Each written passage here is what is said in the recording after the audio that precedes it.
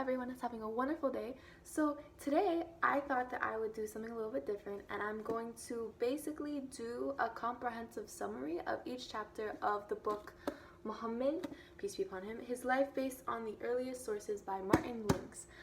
Because I know that a lot of these books about the prophets and about history and Islam in general are very dense and they can be really hard to grasp. And I know as someone who is, youth, a teen, like, you want to learn about history but you don't want to go through all these like dense, like really thick, all these intellectually driven words, and you just want to like know what's happening. So I got you. I'm gonna do it, and here we go. Let's do it. So chapter 1, the house of God. So we start with the man, the myth, the legend himself, Abraham, or in Arabic, Ibrahim. So if you're watching this, then you maybe have like a pretty good general overview of religion and religious figures, and if you do, then you probably know who this guy is. Pretty important guy. If not, he was kind of an important guy, like the father of modern religion. But but no big deal. No big deal. Our guy is stressing, right? So Abraham, he's pushing 85. His wife Sarah is pushing 76, and they are childless. They don't have a child, and they are hopeless in ever bearing a child, because like if God wasn't going to directly intervene in this story, then that ship would have sailed a long time ago, like a long time ago. But guess what? God is intervening. Shocker. In a book about prophets. So one night, Abe's just chilling. He's in his tent, he's chilling, and God summons him outside of the tent, and he says, hey, you should go outside of the tent. Not in as many words.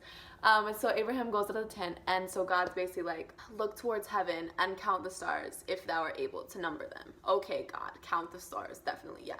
So Abraham's gazing at the stars. He's like, all right, God, what you got for me? What's going on? Like, I'm tired, I'm 85, like, what's going on? And God is like, so shall thy seed be. Ooh! So shall thy seed be. Okay. So Abraham's like, well, I was about to, let me not. So Abraham's like, okay, so we maybe got a little situation here. And so in a truly shocking turn of events, God has directly intervened with the father of modern religion, and he has promised him a child. So Abraham's like, this is great. I have no idea how this is going to happen, because like me and Sarah are over here like, kind of old. But, hey, God said it's going to happen, so it's going to happen. And then Sarah, selfless gal that she is like, hey, look, we both know what's going on. We both know that I'm old. I'm a little bit old. And I want you to have a child. I want us to have a child. So, hey, why don't you marry my handmaid, Hagar? And then you guys can have a child. And it's like the best of both worlds. Yeah? And so Abraham's like, okay, man, like if you say so, like let's do it. So he gets married to Hagar. And they, go do some baby making. And then, completely unsurprisingly, may I add, Sarah gets jealous. Because, that's her man's. Like, that's her guy. That's her husband. She's like, damn, like, he's really over there, like, making a child with someone else. Like, I'm a little bit jealous. So then Hagar's like, whoa, I don't want to be caught in the middle of this. So then she flees and is like, God, what do I do? Help me, help me, help me. And then God's like, don't worry. You are with child, and he and a nation will be made with him. So then Hagar's like, okay, my child is blessed. Like, let me go back. Let me tell them what's going on, the situation. You know what I'm saying? So she goes back to Abraham and Sarah, and she's like, hey, God heard my affliction, and he said that I'm with child, and that my child is going to be blessed, and that there's going to be like a nation made out of it. Like, I don't know what all that means, but I am with child. So like, what's going on? And they're like, all right, come back. You can have the child, whatever. So when the birth takes place, Abraham names the child Ishmael, which means God shall hear. And then, if the story wasn't crazy enough, Sarah, when she's 90 years old and Abraham is 100 and something years old, Sarah gets pregnant. Like, God, you just like crushing all the rules of like the entire universe right now. You're like, I don't give a stop. God's like, I don't give a single, I am God, I can do whatever I want to do, so hey, you're gonna get pregnant at 90. And Sarah's like, hey, I'm totally cool with that. So Sarah gets pregnant, and she has a son named Isaac. And then Abraham's a little bit worried, because he's like two different sons with the two different ladies. Like, what if What if one has more favor than the other? You know what I'm saying? And so God is like, don't worry, I have blessed both. And for Ishmael, I have great plans for my guy Ishmael. I got you. Like, I have a whole nation for him. But with Isaac, my covenant will be with Isaac. And so Abraham's like, all right, God, you got it. You are the man. I'm just gonna put my faith in you right now, and I'm just gonna let things happen. And so Sarah gives birth to Isaac, and they're a little happy family, you know, like Sarah, Isaac, Abraham. And then there's Hagar and Ishmael, and Sarah's like looking at them and looking at her family and looking at them, and she's like, yo, they gotta leave. And Abraham's like, dang. And he's like grieved about it. So he goes to God, and God's like, you should listen to Sarah's counsel. Like, everything will be all right. Just do what she says. Don't be sad about it. Everything's going to be great. And he's like, all right. So Hagar and Ishmael leave. So, not only is Abraham the father of one great nation, he's the father of two great nations, two guided powers, two instruments to work the will of heaven. For God does not promise as a blessing that which is profane, nor is there any greatness before God except greatness in the spirit. Two spiritual streams, two religions, two worlds for God. Abraham is the guy. He's the man, you know what I'm saying? The man, the myth, the legend himself. Anyways, so Abraham, he has two nations, right? And so one of them is through Isaac, and the other one is through Ishmael. And that took a lot out of me. Okay, so two spiritual centers, and one of them was at hand right now with Ishmael and Hagar. So exciting. Okay, so they leave. They're fleeing. They're running away. And so she's taking her son, and they're leaving. They're like, I don't know where we're going to go. And so somehow they end up in a little town called Becca, right? So they end up there, and all of a sudden Hagar's like, dang, I'm so thirsty.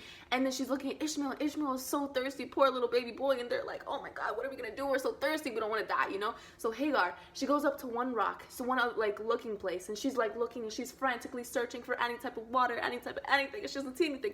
So she runs to the other side of the desert, and she goes to another looking place, and she's looking, and she's searching, and she's like, oh, where's the water? And there's no water. And she does that 7 times. She runs back and forth 7 times. Looking for water, for anything, and she's crying out to God. And Ishmael, the little baby boy, is crying out to God because he's like, God, I am so thirsty. Please just grant us some water. And God is like, I got you right now. And so after she passes 7 times, she sits down on the rock. She's like, oh. And the angel Gabriel, my other main man, Gabriel, he comes out, and he's like, don't you worry. I got some water for you right here. And out from where Ishmael had put his heel in the sand springs a well of water. And the well was named Zamzam. Ah! You can't tell me that's not fire! Okay, I'm getting way too excited. Let me calm down. As to Isaac, Abraham's other son, so the book of Genesis follows the story of Isaac and his descendants. And they don't really care about Abraham's other line. They don't really mention Ishmael. They're like, yeah, Ishmael grew up to be an archer. And there was a well called Zamzam. And then that's pretty much it. They're like, yeah, Ishmael got his own thing going on, got his own religion, so we're just going to focus on Isaac. So, if you hadn't figured it out thus far, Isaac is like, from his descendants line comes Christianity.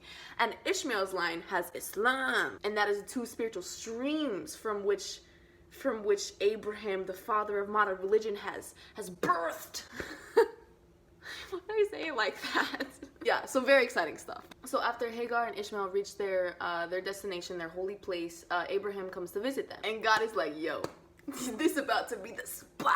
This is about to be the spot right here, right now. God is like, yo, you need to build a cube. Just like a big cube. And the 4 corners are going to point to the 4 points of the compass. You know what I'm saying? An angel is going to drop down this whiter than milk, beautiful celestial stone, but the sins of Adam make it black. And the cube is called the Kaaba. And so the black stone is placed in the eastern corner of the Kaaba. And then after the Kaaba is built, God is like, yo, there's about to be a party up in here. You're gonna start the pilgrimage right now. And people from all over the world are gonna come, and they're gonna celebrate my glory right here where the well of Zamzam was sprung from Ishmael's heel. Oh, how cool is that? And then Hagar told him about the passing 7 times between each like looking place, like frantically looking for water. And he's like, oh, that's cool, I like that a lot. And he's like, let me make that a part of the pilgrimage. And he's like, is that cool, God? And God's like, yeah, do that.